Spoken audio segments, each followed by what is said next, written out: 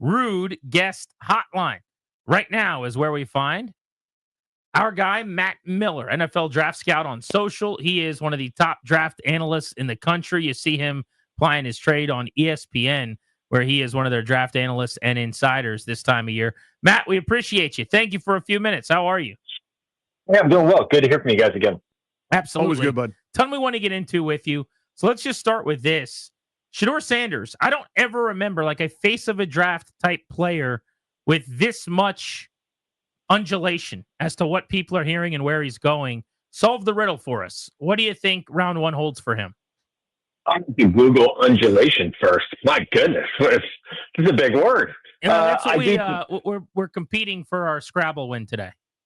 Okay, well, you're going to get it with that one. I think Shedeur is the most fascinating / polarizing player in the class, and it's interesting because for the past 2 years he's been almost felt like the face of college football, right? I mean, the amount of coverage that they got, some of it absolutely deserved, some of it maybe not as much, but he's very much been in the spotlight. Now we get 10 days before the draft, and I talk to teams, and I've been asking people just straight up, people who scout for teams, make decisions for teams, do you have a first-round grade on Shedeur Sanders?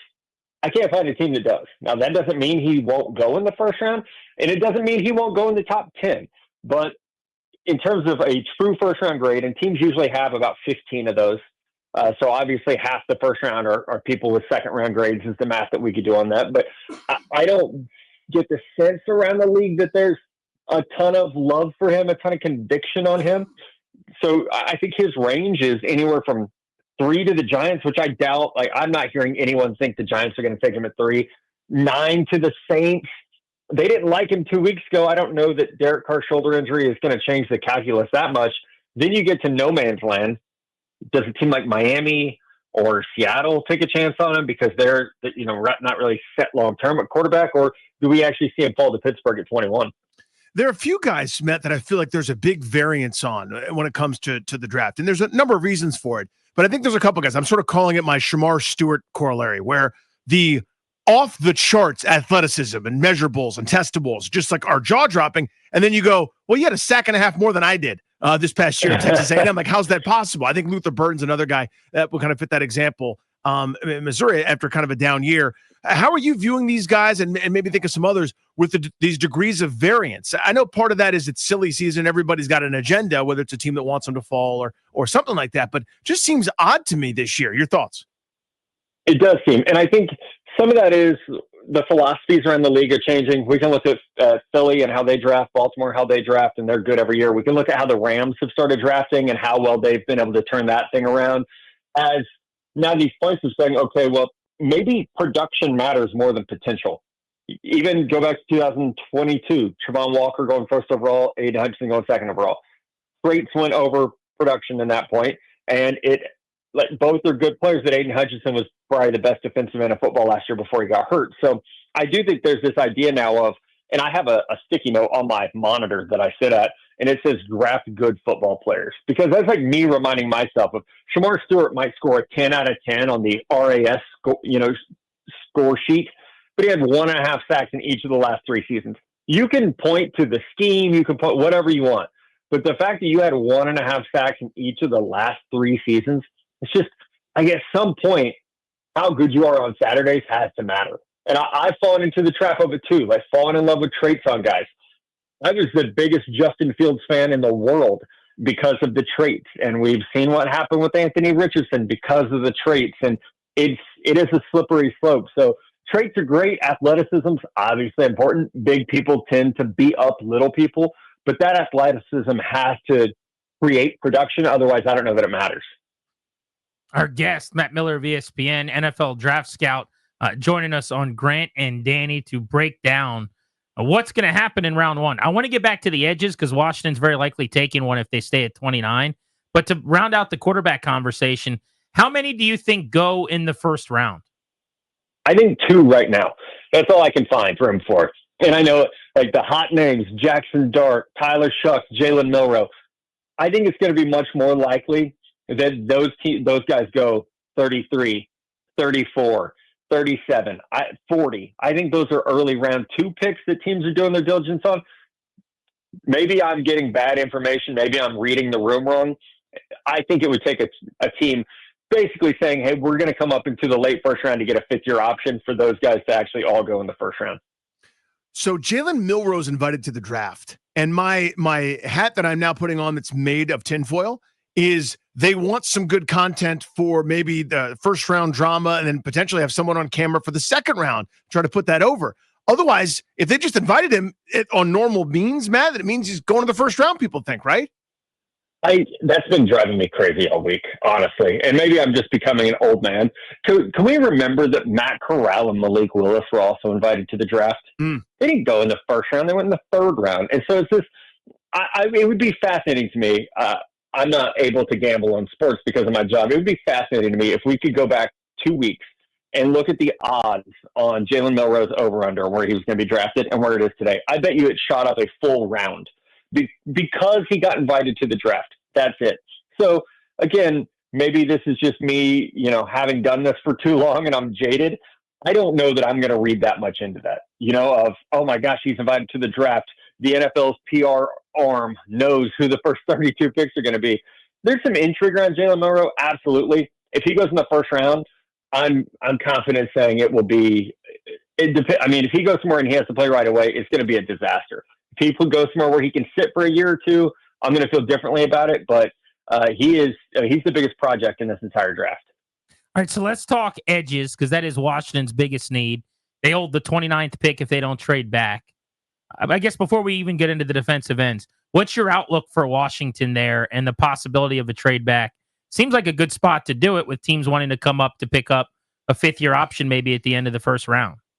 Absolutely could be. Just with those guys we just talked about, you could be in good shape to do that. I think what will be interesting to see is how wiped out the board is at defensive end, especially because you have so many teams in the middle of the first round with a clear-cut need at edge. Atlanta, Arizona, Cincinnati, and they pick back to back to back. You have the Chargers at 22. They could definitely take an edge rusher. The Ravens at 27. The Lions at 28. So there's like 6 teams between pick 15 and we're Washington at 29 that could take edge rushers. So will be like, if you want to sit there as a fan on Thursday night, print out my rankings if you want and cross off those edge rushers, because we can all want an edge to be there at 29. There might not be, because that run could absolutely happen. So let's do it this way. And I know this is an impossible, silly task, but just for the sake of the conversation, I'm going to name an edge. You tell me the percentage chance that you think they're still there at 29. Does that make sense? Yeah. No, this is fun. Yeah. Abdul Carter. 0. All right. Right. So we'll just start there. Mike Green, Marshall. Darn it. Yeah. Mike Green of Marshall. 5%. Oh, so damn it. That's my guy. So there's a lot of rain on this little parade I'm having here, Matt. Donovan Ezeraku from Boston College. Oh, it's 20%. Oh, wow. So he's even. Okay. James Pierce. I think so. 95%. Oh, wow. Okay. Nick Scorton from Texas A&M. We're doing percent chance he's there, right? Yeah. 100%. All right. Shamar Stewart. 20%. Michael Williams. I would say 20%. All right. Landon Jackson.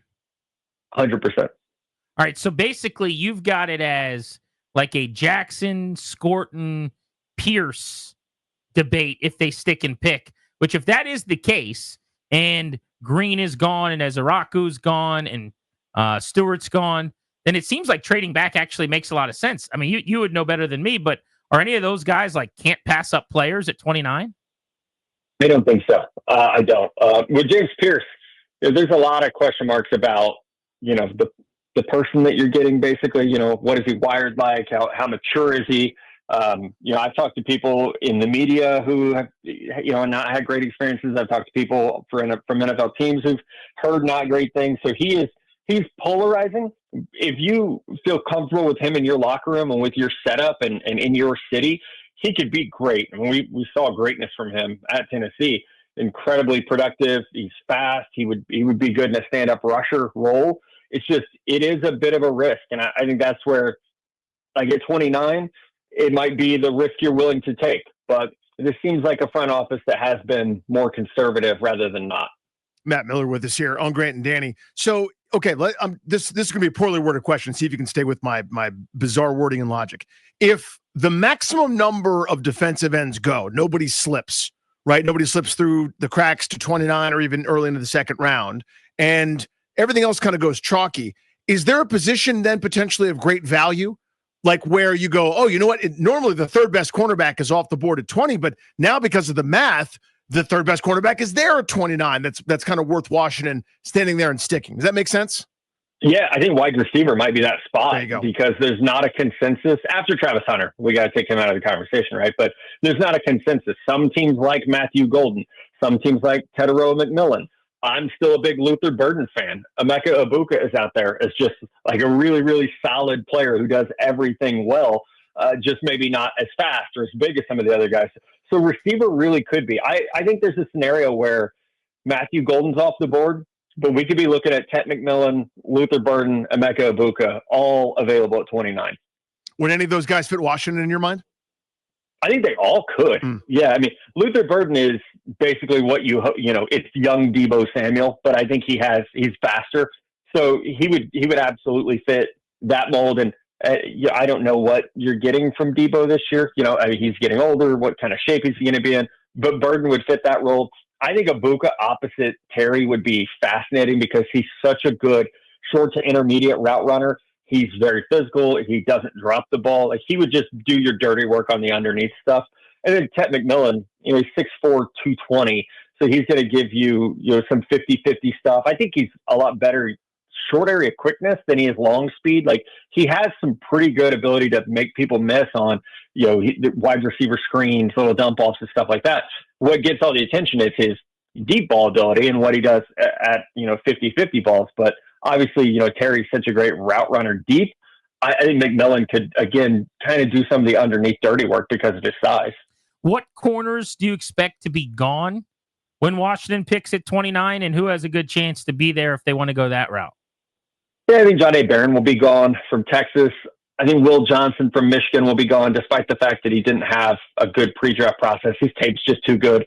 The interesting ones would be Trey Amos from Ole Miss and Max Hairston from Kentucky. And they're very different guys. Amos is 6'1", 200 pounds. He lives at the line of scrimmage.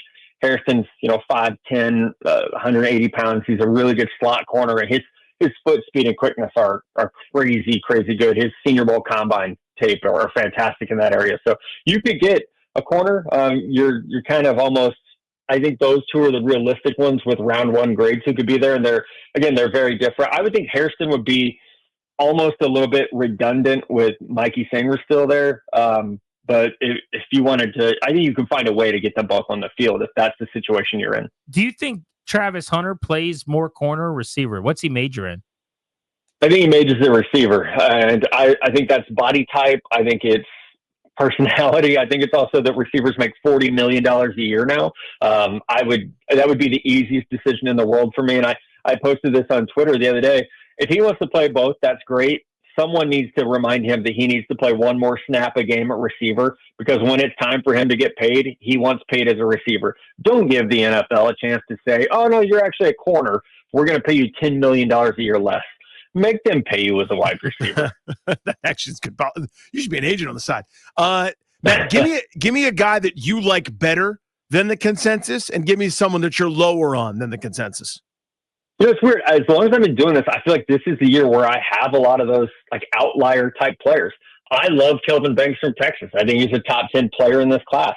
I mentioned Luther Burden. He's my number 13 overall player in this class. So I like both those guys. And sometimes I read things from my counterparts, or I'm on TV with the guys I work with, and I hear them say things, and I'm like, did I blank out on last year's college football season or something? And was there tape out there that I didn't see? Because especially with Kelvin Banks, I don't know where the slander is coming from outside of one snap against Georgia. The guy played left tackle at Texas for 3 years. He allowed 3 sacks.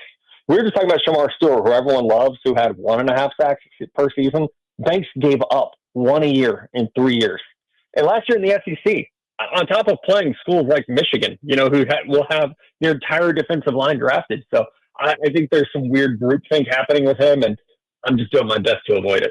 6'5", 315 out of Texas. Started 42 games at left tackle the last 3 seasons. Kelvin Banks going to be a mid-first round pick, very likely. Matt Miller is with us, covers the NFL draft for ESPN. All right, before we let you go, so we talked Shedeur Sanders and how it could play out. Let's look at the veteran quarterback market then.